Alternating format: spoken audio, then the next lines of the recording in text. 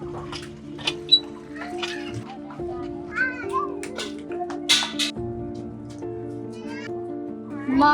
প্রতিদিন এত কষ্ট করে জল আনতে হয়। কি করবো বল, আমাদের এখানে জলের খুবই সমস্যা।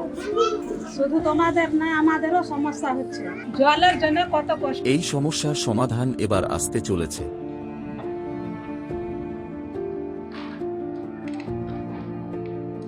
সুজাপুরে জয়ী হয়েই সাবিনা ইয়াসমিনের প্রথম কাজ হবে প্রতিটি বাড়িতে পাইপ লাইনের মাধ্যমে বিশুদ্ধ পানীয় জল পৌঁছে দেওয়া। তাহলে আর কষ্ট হবে না।